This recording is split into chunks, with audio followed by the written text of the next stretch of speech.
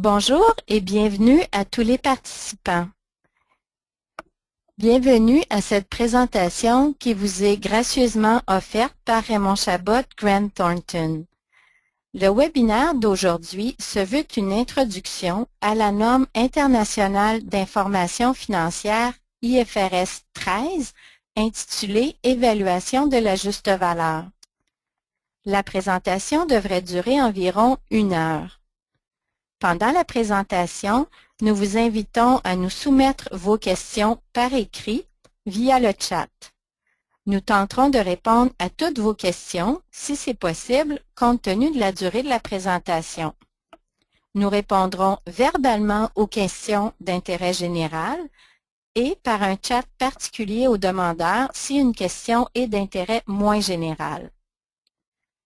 Les acétates de la présentation, de même que son enregistrement, seront publiés sur notre site internet rcgt.com par le biais d'une nouvelle au cours des prochains jours. Nous vous invitons donc à le consulter.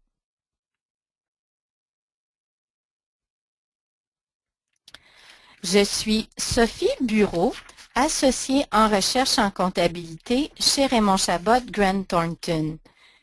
Il me fait grand plaisir d'être accompagnée aujourd'hui par Stéphanie Fournier, directrice principale aussi dans l'équipe en recherche en comptabilité de Raymond Chabot Grant Thornton. Cette équipe fait partie du service Gestion des risques et recherche en comptabilité, dont les principales tâches sont d'offrir des consultations en comptabilité sur des sujets complexes ou des nouveautés selon les normes comptables canadiennes, internationales et américaines. L'équipe rédige également différentes brochures destinées tant à l'interne qu'à vous, clients et contacts d'affaires. Cette équipe développe et anime également des cours et des présentations, comme celle d'aujourd'hui, toujours en comptabilité, rédige des commentaires sur les exposés sondages et autres appels à commentaires liés à la comptabilité et participe aux travaux de comités techniques en comptabilité de Grant Thornton International, de l'Institut canadien des comptables agréés et de l'Ordre des comptables professionnels agréés du Québec. Il nous fait grand plaisir de vous offrir cette présentation aujourd'hui en espérant qu'elle sera utile à vos futurs travaux. Les principaux objectifs de la présentation d'aujourd'hui sont globalement de vous permettre d'acquérir une compréhension générale des principes de base de l'IFRS 13. À la fin de cette présentation, vous devriez donc être en mesure d'échanger de façon générale sur les principes de base de l'IFRS 13. Vous devriez également être en mesure d'identifier si les états financiers de votre entreprise pourraient être touchés de façon importante par l'application de cette norme. Finalement, la présentation devrait vous permettre d'amorcer une réflexion quant aux impacts potentiels importants liés à l'application de l'IFRS 13 sur les états financiers de votre entreprise. Un cours plus complet sur l'IFRS 13, d'une durée d'environ 5 heures, sera aussi offert par Raymond Chabot Grant Thornton en collaboration avec la firme IAS Seminars le 10 janvier 2013 prochain. Plus d'informations sur ce cours sont disponibles sur rcgt.com. Naturellement, lors d'une présentation d'1 heure, nous ne pouvons faire qu'un survol des principales exigences de la norme. Je vous invite donc à vous référer au texte original de l'IFRS 13 et des autres normes auxquelles nous ferons référence afin d'en connaître toutes les précisions et les nuances qui pourraient être pertinentes au contexte particulier à votre entreprise. Naturellement, il ne s'agit pas d'une présentation exhaustive. Toutefois, vos conseillers de Raymond Chabot Grant Thornton sont disponibles pour vous aider au besoin. Au cours de la prochaine heure, nous vous offrirons une introduction à l'IFRS 13, Nous vous présenterons quels sont les objectifs de la norme, son champ d'application. Nous vous expliquerons également la définition de la juste valeur exposée dans l'IFRS 13. Nous vous présenterons également l'approche suggérée par l'IFRS 13 pour l'évaluation de la juste valeur. Nous discuterons ensuite de la hiérarchie des justes valeurs prescrites dans l'IFRS 13 et nous terminerons avec une discussion quant aux informations à fournir.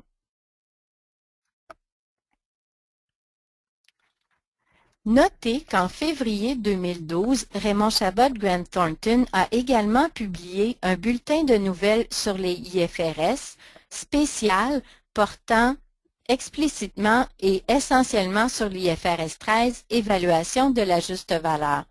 Ce bulletin est toujours disponible sur rcgt.com.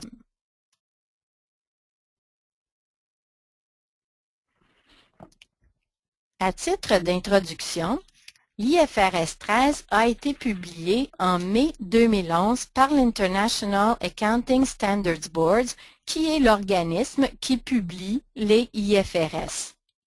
L'IFRS 13 a ensuite été approuvé et adopté par le Conseil des normes comptables du Canada et est maintenant incluse dans la partie 1 du manuel de l'ICCA, comme toutes les autres IFRS. Toutefois, les documents Basis for Conclusions et Illustrative Examples publiés par l'IASB pour accompagner l'IFRS 13 ne sont pas considérés comme faisant partie des IFRS et ne sont donc pas publiés dans le manuel de l'ICCA, ni traduits en français par l'ICCA. Les documents Basis for Conclusions et Illustrative Examples sont par contre des documents intéressants qui aident à mieux comprendre et à bien appliquer les IFRS. Leur version anglaise est notamment disponible dans la version verte appelée le Green Book des normes IFRS. Vous pouvez vous procurer ce Green Book notamment sur le site Internet de l'IASB. Le lien exact pour vous procurer le Green Book est indiqué dans l'acétate.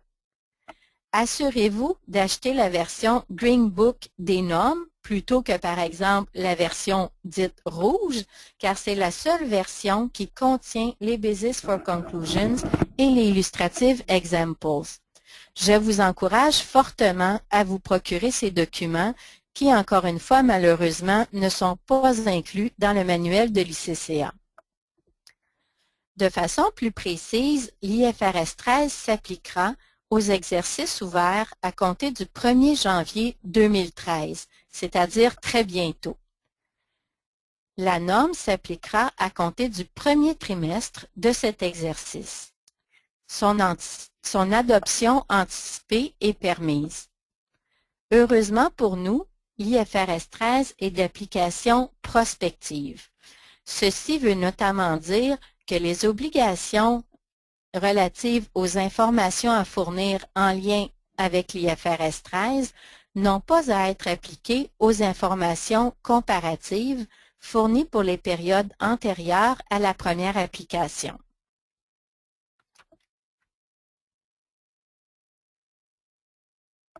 Maintenant, quels sont les objectifs de la norme? Le premier objectif de l'IFRS 13 est tout simplement de définir ce qu'est ou ce que veut dire la juste valeur dans les IFRS. Donc, vraiment, l'objectif principal de l'IFRS 13 est tout simplement de définir la juste valeur. Le deuxième objectif de la norme est d'intégrer à l'intérieur d'une même norme, l'IFRS 13, un cadre unique pour les évaluations de la juste valeur effectuées en IFRS. Avant la publication de l'IFRS 13, les directives sur la juste valeur se retrouvaient réparties dans bon nombre d'IFRS. On n'a qu'à penser à l'IAS 39 portant sur les instruments financiers. Certaines normes présentaient des directives détaillées, d'autres moins, Et malheureusement, ces directives n'étaient pas toujours cohérentes entre elles ou d'une norme à l'autre. Comprenez bien que l'IFRS 13 n'est pas un simple regroupement des directives qui existaient déjà dans d'autres normes précédemment. Vous verrez au cours des prochains acétates qu'il s'agit vraiment de nouvelles directives. Naturellement, des modifications corrélatives ont donc dû être apportées à d'autres normes, notamment pour en retirer les directives précédentes qui ont été remplacées par celles de l'IFRS 13. Je cède maintenant la parole à Stéphanie Fournier qui vous entretiendra du champ d'application de l'IFRS 13.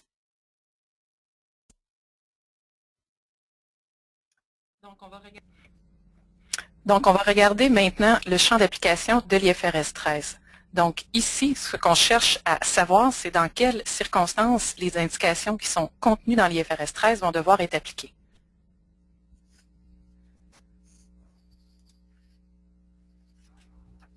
Donc, premièrement, l'IFRS 13 va devoir être appliqué lorsqu'une IFRS, autre que l'IFRS 13, va imposer ou permettre des évaluations à la juste valeur ou encore des évaluations qui sont fondées sur la juste valeur.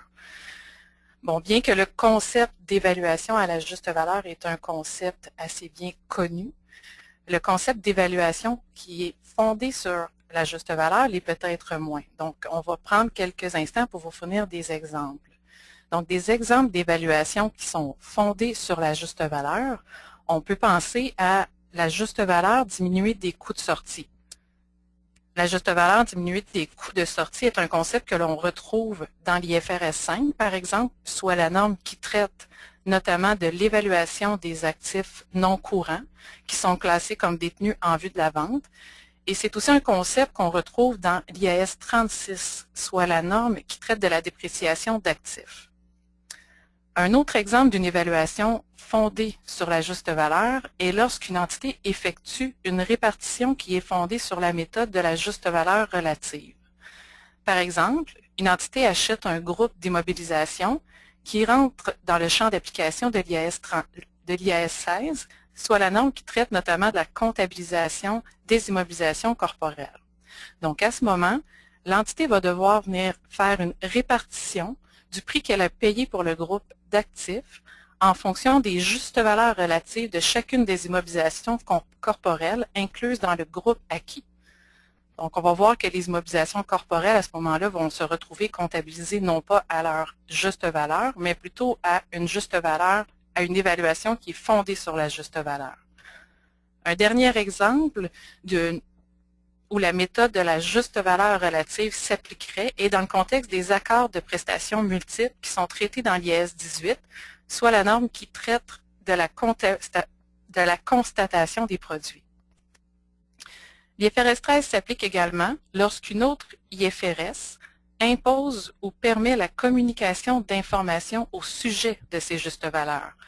On va voir par contre dans quelques instants que l'IFRS 13 prévoit certaines exclusions où les exigences d'informations à fournir qui sont prévues dans l'IFRS 13 n'auront pas à être appliquées.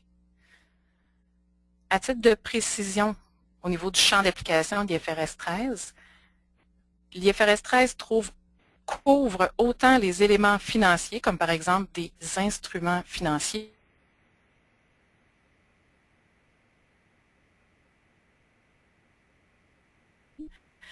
que des éléments lus.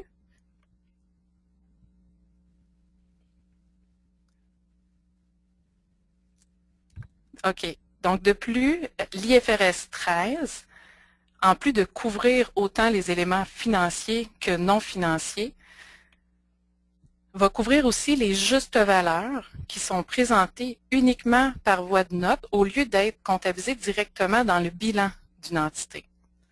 Bon, à titre d'exemple de justes valeurs présentées dans les notes aux états financiers, on peut penser aux exigences d'information à fournir sur la juste valeur prévue dans l'IFRS 7, soit la norme qui traite des informations à fournir sur les instruments financiers, ou encore lorsqu'une entité détient des immeubles de placement et qu'elle choisit de les évaluer selon le modèle du coût, l'IAS 40 va lui exiger à ce moment-là de venir présenter la juste valeur des immeubles de placement par voie de note.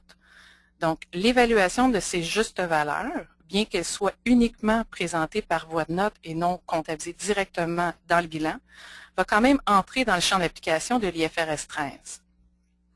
Ce qui est bien important de comprendre au niveau du champ d'application de l'IFRS 13, c'est que l'IFRS 13 va fournir des indications sur comment évaluer la juste valeur, notamment en fournissant, on va le voir dans quelques instants, une définition de la juste valeur et aussi une approche pour évaluer cette juste valeur, mais ce n'est pas nécessairement, et ce n'est pas l'IFRS 13 qui va indiquer quand cette juste valeur va devoir être déterminée. Il va vraiment falloir venir se référer à la norme spécifique à laquelle l'actif, par exemple, qu'on cherche à évaluer, se rattache pour déterminer soit à quel moment il va devoir être comptabilisé ou évalué à la juste valeur, ou encore à quel moment des informations vont devoir être fournies sur cette juste valeur-là par voie de note.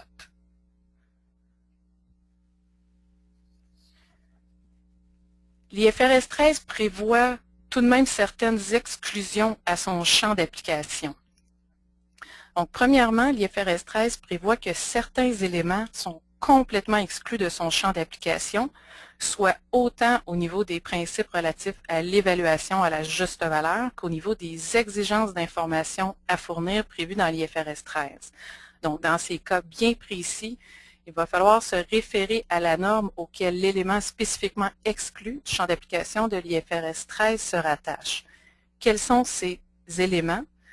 Vous les voyez dans l'acétate. Premièrement, on parle des transactions de paiement fondées sur des actions, dans quel cas on va devoir se référer à l'IFRS 2. Les transactions de location, on va devoir se référer à l'IAS 17. Et aussi sont exclus du champ d'application de l'IFRS 13 les mesures qui présentent certaines similitudes avec la juste valeur, mais qui ne correspondent pas à une juste valeur. Par exemple, la valeur nette de réalisation qu'on retrouve dans l'IAS 2, soit la norme sur les stocks, et aussi la valeur d'utilité qu'on retrouve dans la norme IAS 36 qui traite de la dépréciation d'actifs. Donc, pourquoi, par exemple, la valeur d'utilité représente une mesure qui a une certaine similitude avec la juste valeur, mais qui ne correspond pas nécessairement à la juste valeur? Le concept de valeur d'utilité qu'on retrouve dans l'IAS 36 est un concept qui est basé sur des hypothèses qui sont propres à l'entité qui détient l'actif, sujet à une potentielle dépréciation. Donc, on va voir dans quelques instants que les hypothèses qui sont propres à l'entité qui détient l'actif ne peuvent pas être prises en considération lorsque vient le temps d'en évaluer sa juste valeur. Par conséquent, le concept de valeur d'utilité ici ne peut pas représenter une juste valeur et ne peut donc pas non plus rentrer dans le champ d'application de l'IFRS 13. L'IFRS 13 exclut ensuite 3 actifs de son champ d'application, mais seulement ici au niveau des exigences d'information à fournir qui sont prévues dans l'IFRS 13.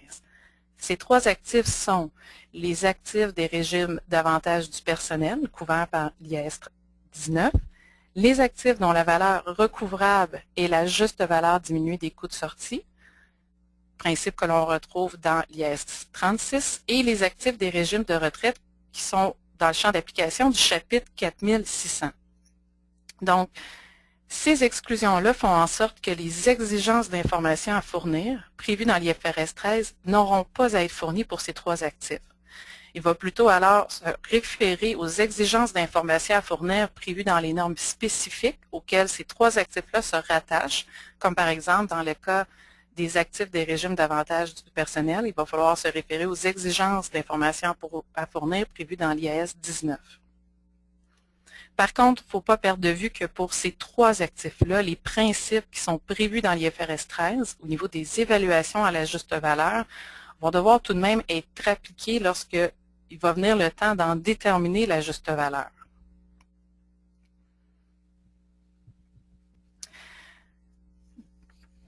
Regardons ensemble des exemples d'éléments qui entrent dans le champ d'application de l'IFRS 13.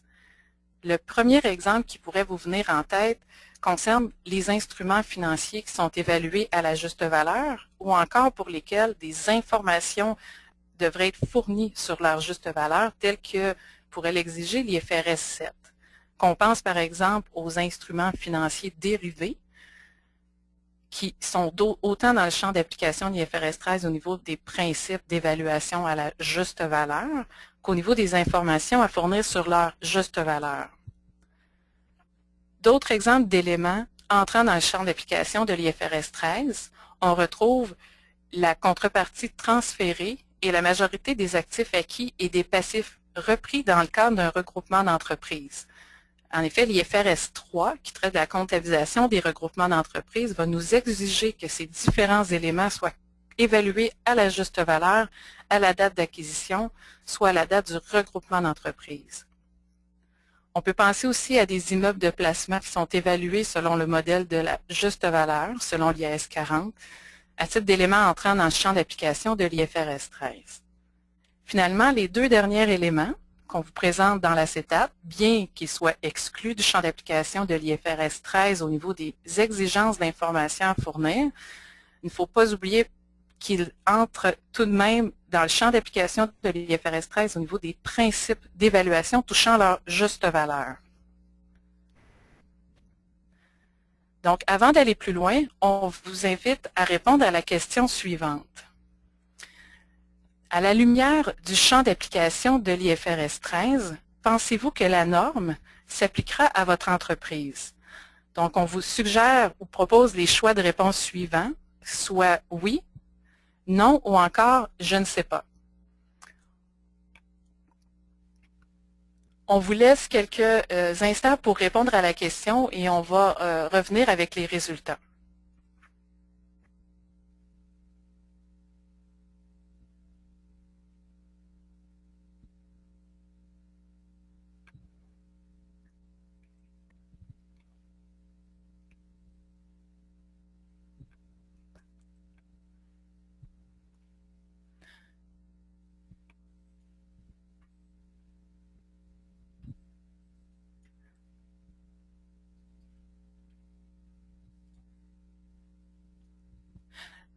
OK, donc on vient, à la lumière des résultats qu'on vient de vous faire partager, on voit quand même que la majorité ont voté ou ont répondu à la question via un oui, mais on a quand même 30% des gens en date d'aujourd'hui qui ne le savent pas encore. Évidemment, la réponse à laquelle on s'attendait dans un contexte comme ça, au niveau de, quand on regarde le champ d'application de l'IFRS 13, c'est qu'il y a de fortes chances que l'IFRS 13 s'applique à la majorité des entreprises. Parce que dans la plupart des cas, les entreprises vont quand même soit avoir certains instruments financiers dans leurs états financiers ou vont avoir à fournir de l'information sur la juste valeur de ces états financiers-là. On peut avoir aussi certaines entreprises qui procèdent à des regroupements d'entreprises sur une base régulière. À ce moment-là, les principes de l'IFRS 13 au niveau de l'évaluation de la juste valeur vont devoir être suivis à ce niveau-là.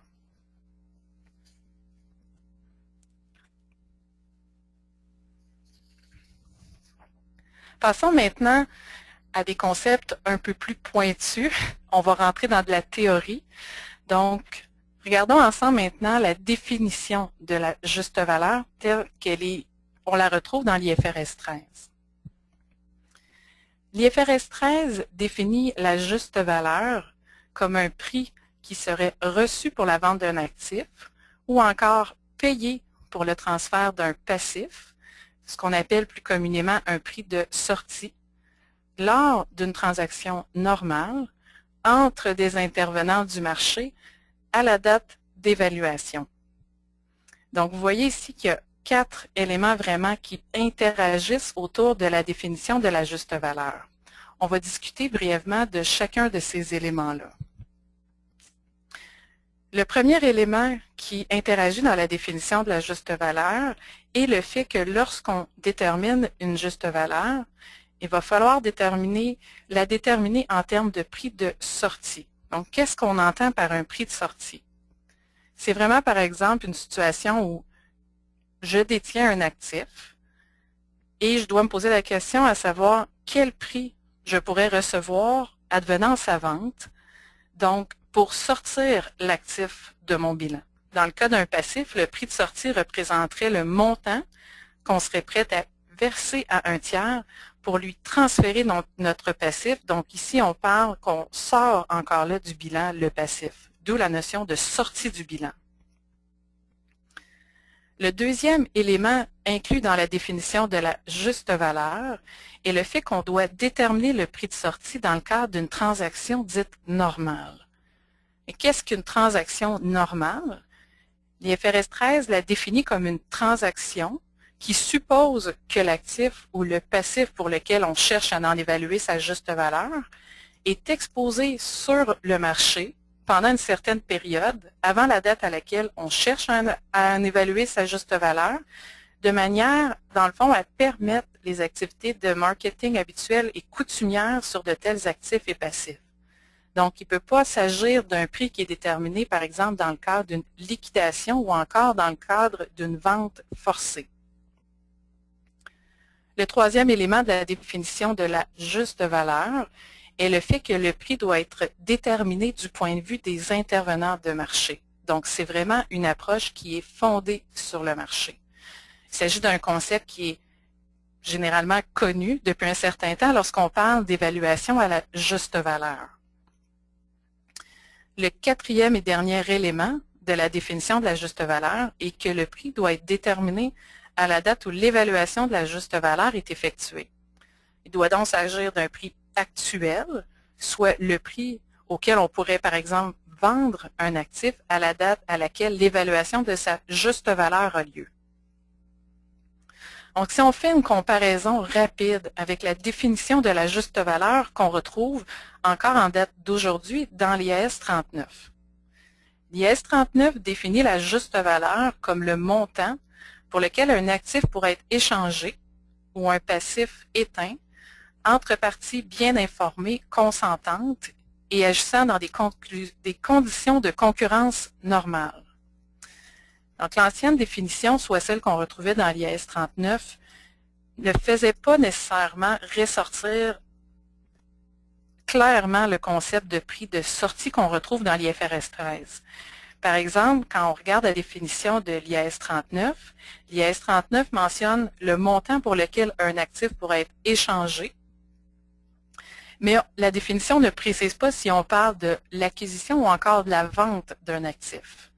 Autre exemple, quand l'IAS 39 mentionne le prix pour lequel un actif pourrait être éteint, la définition n'est pas claire envers qui le passif est éteint.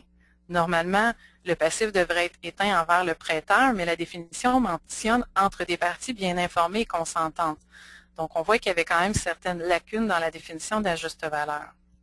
Finalement, l'ancienne définition qu'on retrouvait dans l'IAS 39 n'était pas claire non plus si l'échange ou encore l'extinction avait lieu à la date d'évaluation ou à une autre date, car elle ne faisait pas mention d'un moment à laquelle l'évaluation devait être faite.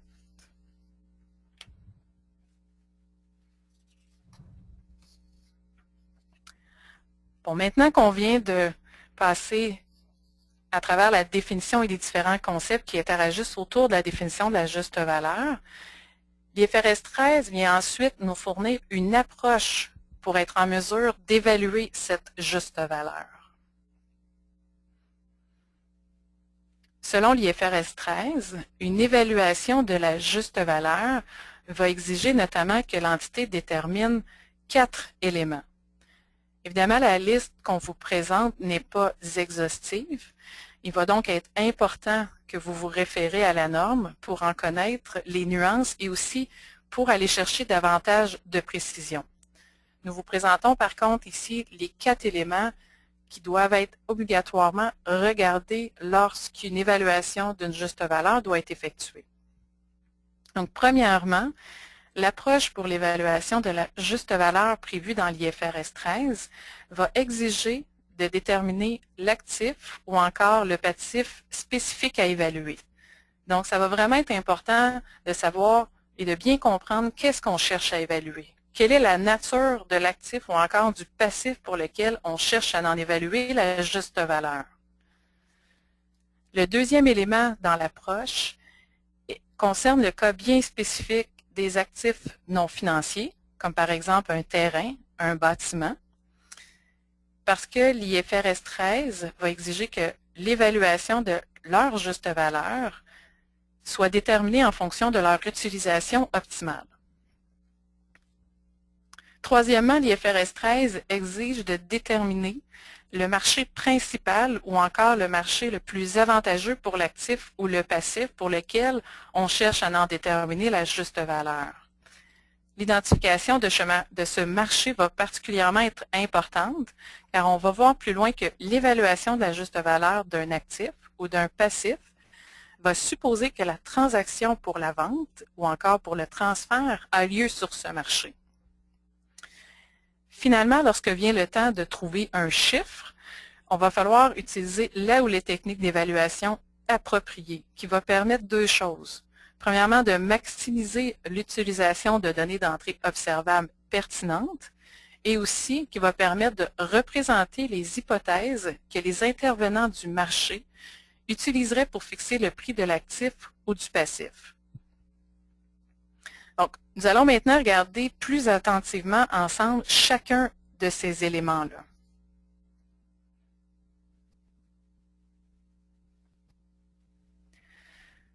Donc, le premier élément qui fait partie de l'approche pour l'évaluation de la juste valeur est le fait qu'il faut bien identifier l'actif ou le passif pour lequel on cherche à en déterminer la juste valeur. Par exemple, il faut se poser la question à savoir si les caractéristiques particulières d'un actif vont en influencer sa juste valeur. Pensez par exemple aux deux cas suivants. Une entité détient un placement en action représentant un actif financier et convient auprès d'une autre entité de ne pas vendre ses actions pendant au moins 12 mois.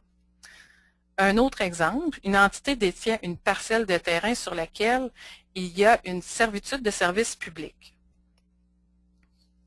Donc ici, on vous pose la question suivante.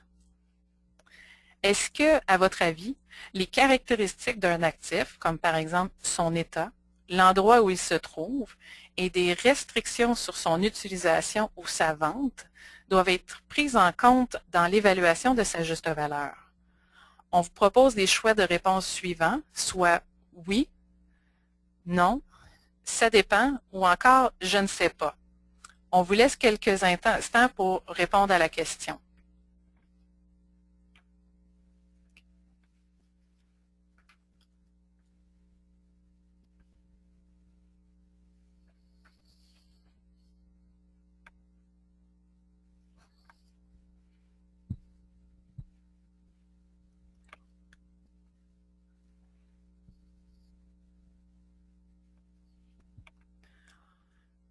On va maintenant regarder les résultats, les réponses qu'on a obtenues pour la question. Donc, on voit ici que la majorité des participants ont répondu oui. On a 11% qui ont répondu « ça dépend » et on a une minorité qui ont répondu « je ne sais pas ». Donc, regardons maintenant la réponse. La réponse à la question est « ça dépend ». Les caractéristiques de l'actif ou du passif vont devoir être prises en compte dans son évaluation de sa juste valeur. Si, premièrement, ces caractéristiques-là représentent des caractéristiques qui sont propres à l'actif ou au passif, qu'on cherche à évaluer plutôt qu'à l'entité qui détient l'actif ou le passif, et vont être également prises en compte si elles peuvent influencer les décisions des intervenants du marché relativement à la fixation du prix. Si on revient au premier exemple que je vous mentionnais où on vous disait qu'une entité détenait un placement en action qui représentait un actif financier et qu'elle avait convenu auprès d'une autre entité de ne pas vendre ses actions pendant au moins 12 mois.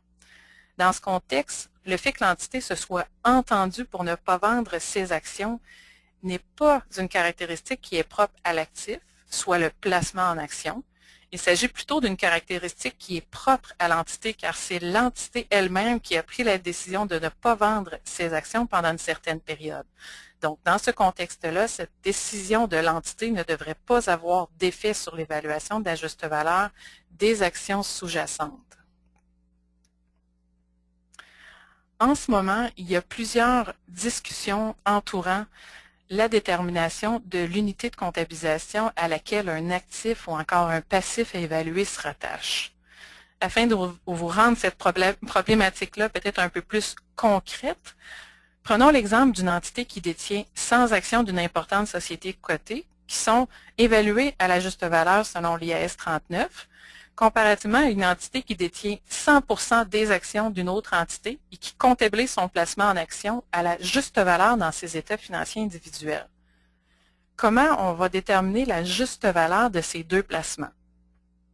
Donc, dans le cas du placement de 100 actions dans une importante société cotée, il est fort probable que la juste valeur va être déterminée en fonction de la juste valeur d'une des 100 actions multipliée par les 100 actions. Par contre, dans le cas du placement où 100% des actions sont détenues, on peut se poser la question à savoir s'il serait vraiment raisonnable d'en déterminer la juste valeur en fonction de la juste valeur d'une action de la filiale multipliée par le nombre d'actions totales détenues dans la filiale. Ici, le fait que l'entité détient 100% des actions de la filiale change en quelque sorte la nature du placement qui est détenu, étant donné que l'entité qui détient les actions a le contrôle sur l'autre entité. À ce moment-là, la juste valeur de la participation devrait normalement être déterminée en prenant en considération non pas la juste valeur de chaque action détenue, mais davantage la valeur de l'entreprise sur laquelle elle a le contrôle dans son ensemble, car c'est ce que ça représente la vraie nature de l'actif détenu. Donc ici, le but est principalement de vous sensibiliser sur le fait qu'il faut bien comprendre ce qu'on cherche à évaluer. Quelle est l'unité de comptabilisation à laquelle se rattache l'élément évalué? Il faut bien comprendre que si on identifie mal au départ l'actif pour lequel on cherche à en déterminer la juste valeur, on peut se retrouver à la fin avec une juste valeur qui est inadéquate. Donc, il s'agit vraiment du point de départ de toute évaluation à la juste valeur.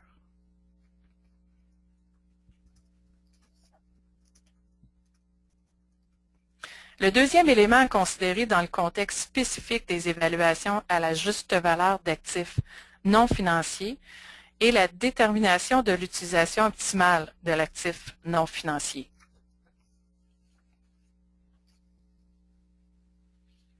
Avant d'entrer dans les concepts d'utilisation non optimale, on peut quand même se demander dans quelle situation il faudrait déterminer la juste valeur d'un actif non financier, comme par exemple d'un terrain, d'un bâtiment. Mais il ne faut aussi pas oublier que les actifs non financiers incluent les immobilisations incorporelles identifiables, comme par exemple des listes de clients ou encore des marques de commerce. Donc, une situation où on pourrait devoir évaluer la juste valeur d'actifs non financiers et dans le cadre d'une transaction de regroupement d'entreprises où l'IFRS 3 va nous exiger que la plupart des actifs acquis, notamment les actifs non financiers, soient évalués à la juste valeur. Donc, l'IFRS 13 vient nous mentionner que la juste valeur d'un actif non financier va devoir refléter son utilisation optimale du point de vue des intervenants du marché, qui est premièrement physiquement possible, deuxièmement légalement admissible et finalement financièrement faisable.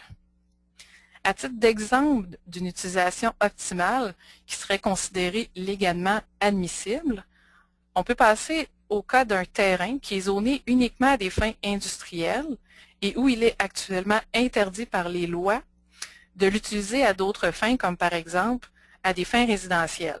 Dans ce cas, l'utilisation optimale du terrain qui serait légalement admissible serait uniquement son utilisation à des fins industrielles. Donc, il ne serait pas possible de considérer comme utilisation optimale pour fin de l'évaluation de la juste valeur du terrain, une évaluation par exemple à des fins industrielles, car ce n'est pas une utilisation qui est légalement admissible au moment de l'évaluation de sa juste valeur pour le terrain.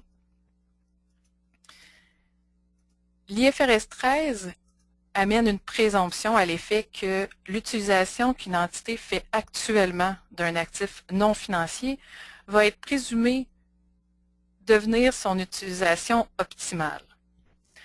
Cette présomption-là est principalement expliquée par le fait que l'IFRS 13 présume que lorsqu'une entité détient un actif non financier, elle va s'assurer d'en maximiser la valeur.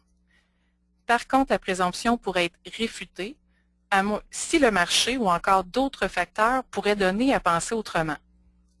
Un exemple d'un facteur qui pourrait nous donner à penser autrement serait le cas, par exemple, si on poursuit mon exemple du terrain, où il y a quelques mois, il y aurait eu un changement de zonage pour le terrain qui permettrait maintenant d'utiliser le terrain également à des fins résidentielles. Donc, on peut penser, par exemple, que le terrain pourrait maintenant être utilisé pour y construire des condos. Cette utilisation à des fins résidentielles est devenue une utilisation légalement admissible au même titre que son utilisation à des fins industrielles. Par conséquent, les intervenants du marché pourraient prendre en considération dans l'évaluation de la juste valeur du terrain son potentiel de développement à des fins résidentielles. L'IFRS 3 amène une autre présomption au niveau d'utilisation optimale dans le cas d'un actif non financier, soit le fait qu'on doit présumer que les intervenants du marché ont accès aux actifs complémentaires à l'actif non financier pour lequel on cherche à en évaluer la juste valeur.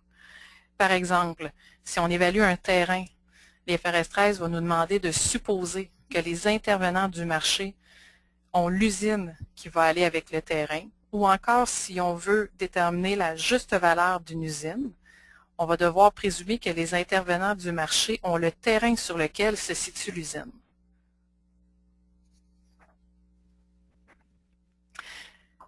Si on revient encore une fois à l'approche pour l'évaluation de la juste valeur, on va regarder le troisième élément de l'approche, soit la détermination du marché principal ou encore du marché le plus avantageux. Comme je le mentionnais plus tôt, l'importance de déterminer le marché principal ou encore le marché le plus avantageux va impliquer que on va considérer la vente de l'actif sur ce marché-là. Donc, c'est vraiment l'identification du marché principal ou du plus avantageux est vraiment importante. L'IFRS 13 nous mentionne que l'évaluation de la juste valeur d'un actif va supposer que la transaction pour la vente de l'actif a lieu sur le marché principal.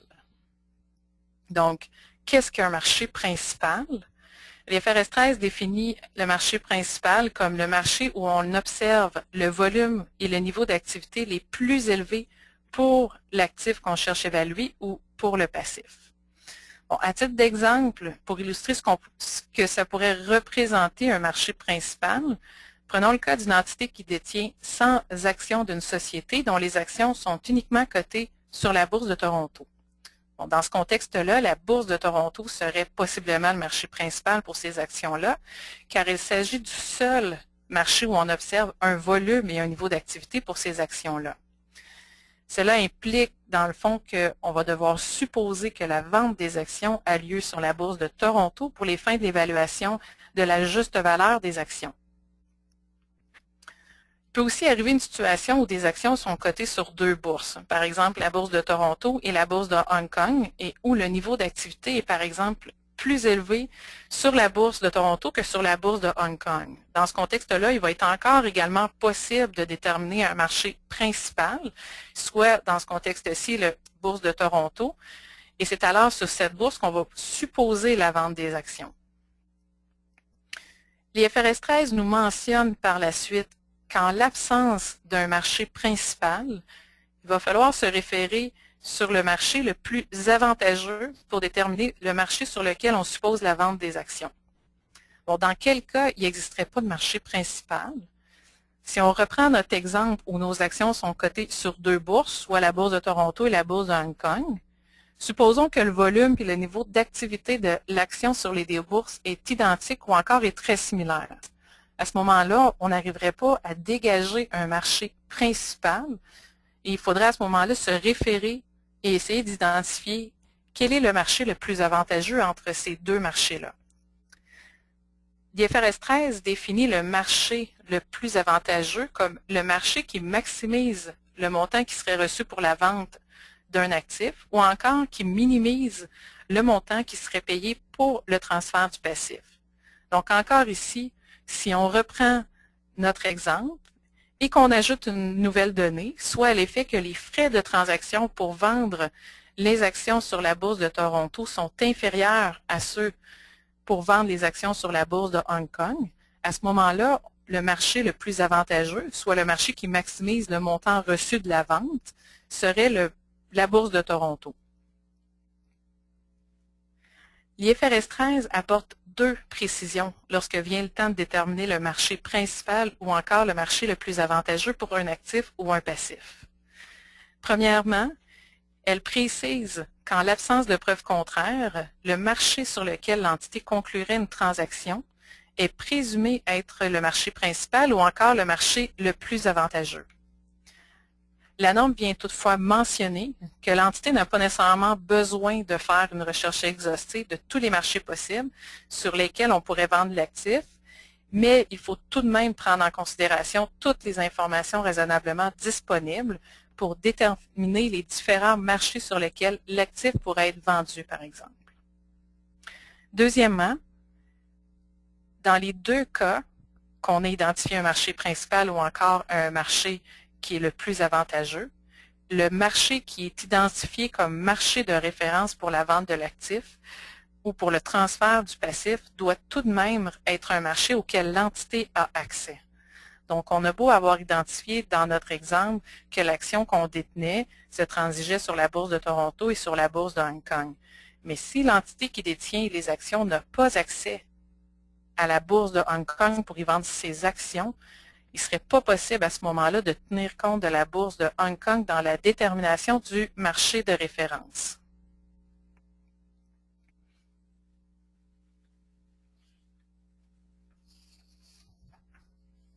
Bon, finalement, le dernier élément à considérer dans l'approche pour l'évaluation de la juste valeur est la détermination de la ou des techniques d'évaluation appropriées.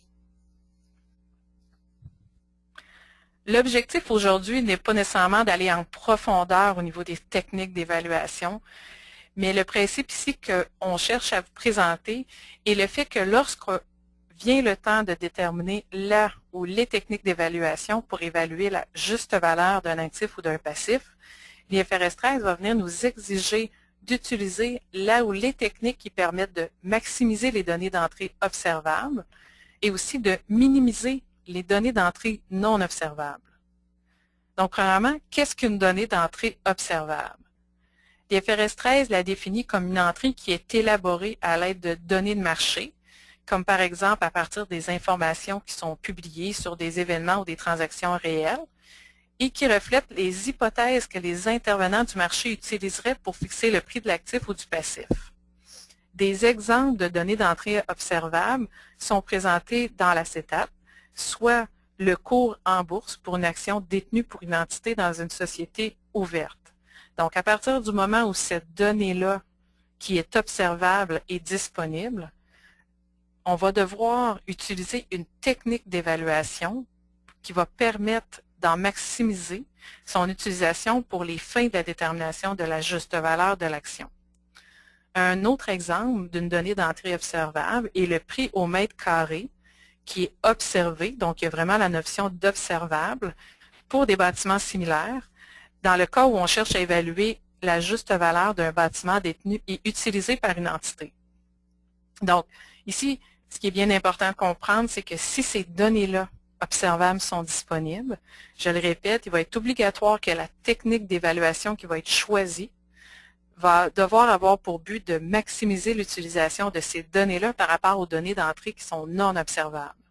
Maintenant, on peut se poser la question de savoir qu'est-ce qu'une donnée d'entrée non observable. L'IFRS 13 la définit comme une donnée d'entrée pour laquelle il n'existe pas de données de marché observable. Donc, à partir du moment où on n'arrive pas à trouver une donnée d'entrée observable, elle tombe automatiquement non observable. Et cette donnée-là est habituellement élaborée à l'aide de la meilleure information disponible au sujet des hypothèses que les intervenants du marché utiliseraient pour fixer le prix de l'actif ou encore du passif. À titre d'exemple de données d'entrée non observables, on peut penser, dans le cas d'un bâtiment détenu et utilisé, oui, dans certains cas, on peut partir avec un prix au marché un prix au mètre carré observé pour des bâtiments similaires, comme on l'a vu tantôt dans les données d'entrée observables. Mais si on a ajusté le prix au mètre carré de façon importante, il peut y arriver un certain point où finalement la donnée d'entrée devient non observable. Un autre exemple d'une donnée d'entrée non observable est lors de l'évaluation de la juste valeur d'une unité génératrice de trésorerie pour les fins, par exemple, d'un test de dépréciation d'un écart d'acquisition. Donc, pour évaluer la juste valeur d'une unité génératrice de trésorerie, habituellement, on va avoir à utiliser des prévisions financières qui sont élaborées à partir de données qui sont propres à une entité. Le fait que ces données-là soient propres à l'entité et par conséquent non disponibles pour des intervenants du marché vont les rendre automatiquement non observables. Évidemment, l'IFRS 13 comporte plusieurs directives au sujet des techniques d'évaluation et traite aussi de plusieurs aspects relativement aux données d'entrée qui doivent être utilisées. Qu'on parle par exemple à l'application des primes et des décotes ou encore au fait que les données d'entrée doivent être fondées sur des cours acheteurs ou encore des cours vendeurs. Malheureusement, compte tenu de la courte présentation d'aujourd'hui, on ne peut pas aller en profondeur sur ces éléments-là, mais ils sont couverts par l'IFRS 13, donc on vous invite à aller consulter l'IFRS 13 pour en apprendre davantage. Donc, au début de la présentation, lorsqu'on vous a présenté le champ d'application de l'IFRS 13, on vous a mentionné que l'IFRS 13 s'appliquait autant aux actifs, aux passifs et aux instruments de capitaux propres. Donc, il n'y avait pas d'exclusion particulière pour des passifs et des instruments de capitaux propres pour lesquels la juste valeur devait être déterminée. Par contre, ou justement, on ne vous a pas donné d'exemple non plus de passifs et d'instruments de capitaux propres évalués à la juste valeur, car le plus souvent en pratique, on évalue davantage des justes valeurs pour des actifs. Il ne faut pas oublier par contre que l'IFRS 13 s'applique aussi aux passifs et aux instruments de capitaux propres. À titre d'exemple de passifs et d'instruments de capitaux propres qu'on devrait avoir à évaluer à la juste valeur, on peut penser à des types de capitaux propres qui sont émis par un acquéreur en guise de contrepartie transférée dans le cadre d'un regroupement d'entreprises, ou encore à une obligation qui est émise par une entité qui est transigée à titre de dette. Dans le cas des passifs et des instruments de capitaux propres, l'IFRS 13 vient encore une fois ici préciser que l'évaluation de la juste valeur va devoir supposer que l'élément est transféré à un intervenant de marché à la date d'évaluation. Donc, c'est vraiment, par exemple, combien l'entité serait prête à payer un intervenant de marché pour qu'il prenne en charge son passif. Comme l'évaluation à la juste valeur des passifs et des instruments de capitaux propres est moins fréquente, donc moins intuitive, l'IFRS 13 fournit des indications spécifiques à leur sujet pour aider à en déterminer la juste valeur. Donc, les évaluations de leur juste valeur vont devoir tout de même suivre l'approche pour l'évaluation de la juste valeur que nous venons de voir ensemble. Le principe général que l'IFRS 13 mentionne au sujet de l'évaluation de la juste valeur des passifs et des instruments de capitaux propres est qu'en l'absence de cours de marché pour un élément identique ou similaire, donc dans certains cas, pour des dettes, il va être difficile de trouver un cours de marché spécifique à la dette. On va devoir à ce moment-là évaluer la juste valeur du point de vue d'un intervenant de marché qui détient l'élément identique en tant qu'actif. Encore là, ce n'est pas nécessairement toujours évident. Donc, si jamais il n'est pas possible d'obtenir un cours pour l'élément identique en tant qu'actif, il va falloir alors déterminer la juste valeur au moyen d'une autre technique d'évaluation. Donc, l'utilisation de d'autres techniques d'évaluation pourrait par contre exiger de devoir faire affaire avec des spécialistes en évaluation, parce qu'on rentre à ce moment-là dans des complexités.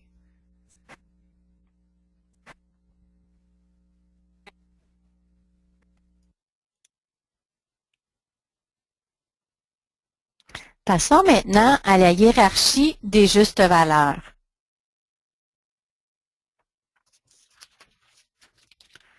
Il y a quelques minutes, Stéphanie vous a présenté cet acétate où elle vous a mentionné des exemples de données d'entrée observables et non observables. Vous avez probablement remarqué que les exemples étaient qualifiés de niveau 1, 2 ou 3. Ces niveaux font référence à la hiérarchie des justes valeurs établie dans l'IFRS 13. En fait, l'IFRS 13 établit une hiérarchie des justes valeurs qui classe selon 3 niveaux les données d'entrée qui sont utilisées dans les techniques d'évaluation pour évaluer la juste valeur. L'IFRS 13 qualifie ensuite la juste valeur prise dans son ensemble de niveau 1, 2 ou 3 selon le plus bas niveau des données d'entrée importantes qui ont été utilisées dans la technique d'évaluation. On comprend ici qu'une technique d'évaluation peut utiliser plusieurs entrées de différents niveaux.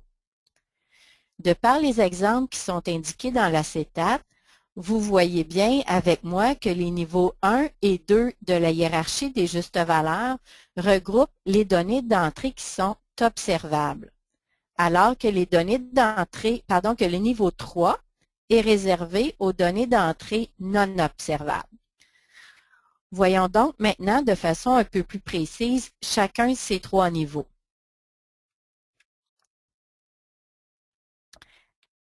Selon l'IFRS 13, les données d'entrée de niveau 1 sont des cours du marché non ajustés pour des actifs ou des passifs identiques sur des marchés qui sont actifs. Alors, pour pouvoir se qualifier de niveau 1, il faut vraiment prendre exactement, sans aucun ajustement, une cote boursière finalement ou un cours de marché pour un actif ou un passif identique et il doit s'agir d'un marché qui est actif, par exemple une bourse principale. Comme on vous l'a indiqué dans l'acétate précédent, un exemple d'une donnée d'entrée de niveau 1 serait un cours en bourse d'une action identique pour une société ouverte dont les transactions sont fréquentes. Selon l'IFRS 13, les données d'entrée de niveau 2, quant à elles, représentent des données d'entrée, naturellement autres que celles que l'on vient de mentionner dans le niveau 1, qui sont quand même observables directement ou indirectement. Encore une fois, comme indiqué dans l'acétate précédent, un exemple d'une donnée d'entrée de niveau 2 serait un prix au mètre carré observé pour un bâtiment similaire à celui pour lequel on désire établir la juste valeur, prix au mètre carré qu'on a ajusté pour tenir compte de quelques caractéristiques spécifiques au bâtiment évalué. Finalement, les données d'entrée de niveau 3 sont des données d'entrée qui ne sont tout simplement pas observables. Encore une fois, un exemple d'une donnée d'entrée de niveau 3 pourrait être un prix au mètre carré qu'on a observé pour un bâtiment similaire à celui pour lequel on désire établir la juste valeur, mais qui a été ajusté d'une façon tellement importante pour tenir compte des caractéristiques spécifiques au bâtiment évalué qu'on ne pourrait plus qualifier cette donnée d'entrée d'observable. On a tellement ajusté le prix qu'on tombe finalement dans la catégorie niveau 3. L'autre exemple d'une donnée d'entrée de niveau 3 qui était mentionné dans l'acétate précédent, c'est celui de prévisions financières qui ont été élaborées à partir des données internes d'une entité qui serviraient à établir la juste valeur, par exemple, d'une unité génératrice de trésorerie. Ici, on comprend bien qu'il s'agit de données d'entrée non observables. En fait, il s'agit de données internes à l'entreprise. Le bulletin spécial sur l'IFRS 13 que je vous ai mentionné vers le début de la présentation va un peu plus en détail et indique aussi d'autres exemples de données d'entrée qui se qualifient de niveau 1, 2 et 3. Il est important de comprendre ici que contrairement à la hiérarchie des justes valeurs que vous connaissez déjà et qui était précédemment utilisée dans l'IFRS 7, aux fins des informations à fournir relatives aux instruments financiers. Ici, la hiérarchie des justes valeurs de l'IFRS 13 va aussi s'appliquer à l'évaluation des actifs passifs qui font partie du champ d'application de l'IFRS 13, ce qui inclut certains actifs et passifs non financiers. Donc, l'IFRS 13 va beaucoup plus loin que l'IFRS 7 auparavant. En terminant sur le sujet de la hiérarchie des justes valeurs, précisons maintenant que la hiérarchie a principalement trois utilités. Encore une fois, comme on l'a déjà mentionné dans l'acétate précédent, les techniques d'évaluation qu'on utilise pour déterminer la juste valeur vont devoir maximiser l'utilisation des données d'entrée observables, c'est-à-dire de niveau 1 ou 2. La hiérarchie nous permet donc de bien comprendre comment prioriser les données d'entrée dans nos techniques d'évaluation. Deuxièmement, la hiérarchie des justes valeurs sert également à, en fait, présenter l'information dans les états financiers. Autrement dit, le niveau dans lequel chaque juste valeur est classée dans la hiérarchie fait partie des informations à fournir dans les états financiers. Finalement, malheureusement pour nous, des informations additionnelles sont exigées dans les états financiers en ce qui concerne le niveau 3. On peut comprendre pourquoi le lecteur des états financiers a un intérêt particulier en ce qui concerne les justes valeurs établies à partir de données de niveau 3, parce qu'il s'agit de données d'entrée non observables, donc qui comprennent un paquet d'hypothèses, d'estimés, de jugements, et le lecteur de l'état financier a besoin d'en savoir un peu plus pour juger de la qualité finalement de la juste valeur établie.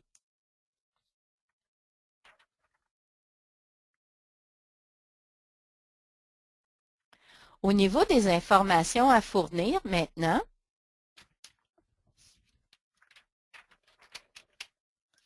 l'IFRS 13, comme vous l'aurez probablement deviné, c'est la tendance des dernières années. L'IFRS 13 affiche une longue liste d'informations minimales à fournir dans les états financiers pour chaque catégorie d'actifs et de passifs, naturellement, qui font partie du champ d'application de l'IFRS 13. Vous pourrez lire par vous-même ces informations minimales exigées. Par contre, au cours des prochaines minutes, je vous présenterai toutefois quel est l'objectif des informations à fournir qui sont exigées dans l'IFRS 13. Cet objectif ou ces objectifs sont importants car ils vous serviront, entre autres, à juger si vous devrez aller ou non au-delà des informations minimales qui sont exigées. L'objectif des informations à fournir exigées dans l'IFRS 13 est de fournir des informations qui vont aider les utilisateurs des états financiers à apprécier deux choses. Si on pense aux actifs et aux passifs qui sont évalués à la juste valeur après leur comptabilisation initiale, l'objectif des informations à fournir est d'aider les utilisateurs des états financiers à bien comprendre les techniques d'évaluation qui ont été utilisées pour établir les justes valeurs et à bien comprendre les données d'entrée qui ont été utilisées dans ces techniques d'évaluation-là.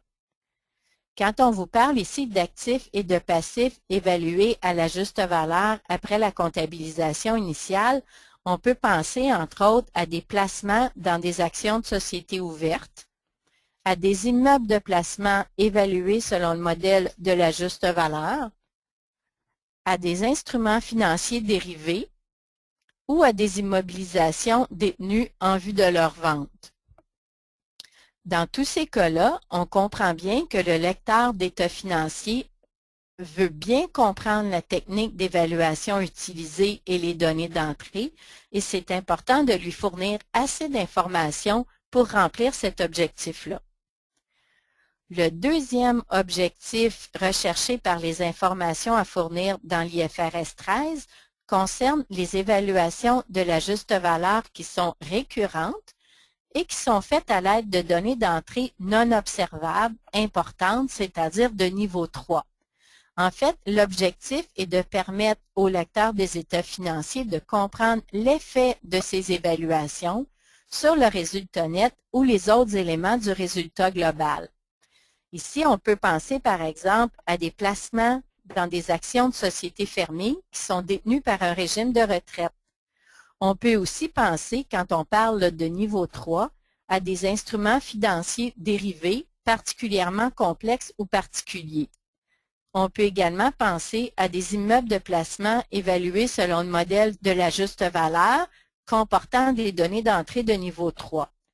Dans tous ces cas-là, encore une fois, puisque le niveau 3 veut dire des données d'entrée non observables, en plus de ce que je vous ai mentionné dans le premier point sur l'acétate, c'est-à-dire en plus de vouloir connaître et comprendre les techniques d'évaluation et les données d'entrée utilisées, parce qu'on parle de niveau 3, le lecteur des états financiers veut clairement voir l'impact qu'ont eu ces évaluations sur le profit ou la perte finalement et les autres éléments du résultat global. Donc, pour remplir ces objectifs-là, une entité doit encore une fois s'interroger sur le niveau de détail nécessaire dans les notes et sur l'importance à accorder à chacune des obligations d'information. Comme on vous l'a déjà mentionné, l'IFRS 13 précise les obligations d'information minimales.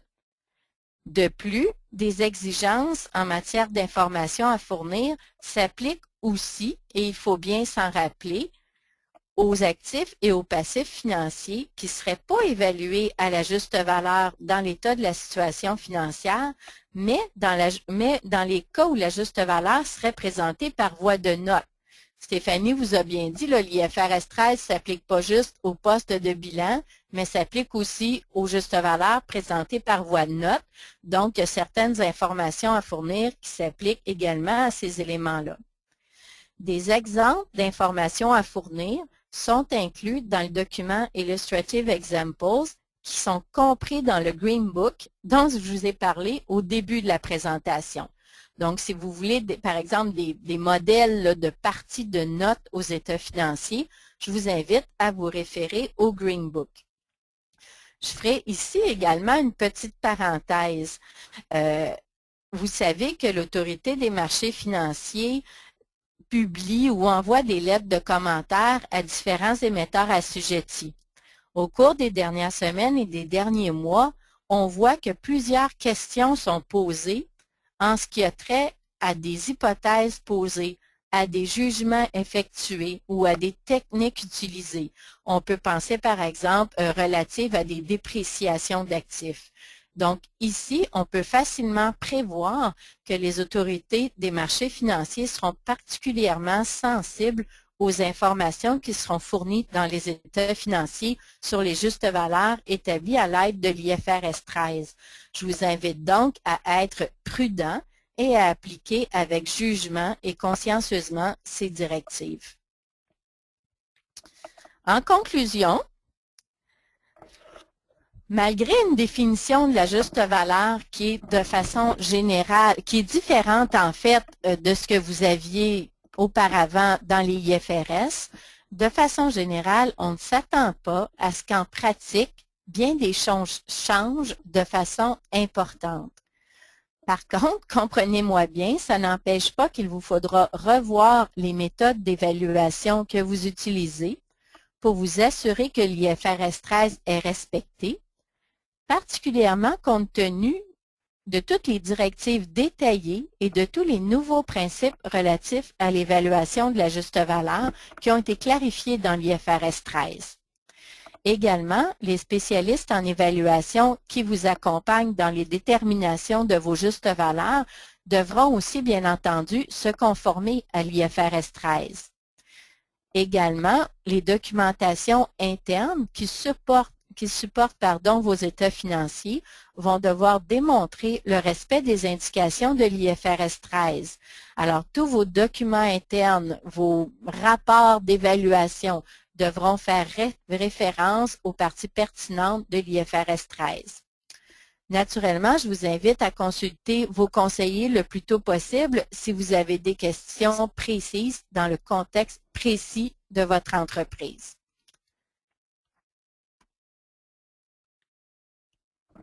Ceci fait donc le tour de la présentation d'aujourd'hui. Nous resterons en ligne quelques minutes encore pour répondre à vos questions. Alors, il nous fait grand plaisir de vous avoir offert cette présentation qui, encore une fois, je le répète, sera mise à votre disponibilité sur rcgt.com au cours des prochains jours, de même que les acétates qui ont été utilisés. Je vous remercie de votre attention et vous souhaite une bonne fin de journée. Merci et merci également à Stéphanie, mon co-présentateur. Bonne journée.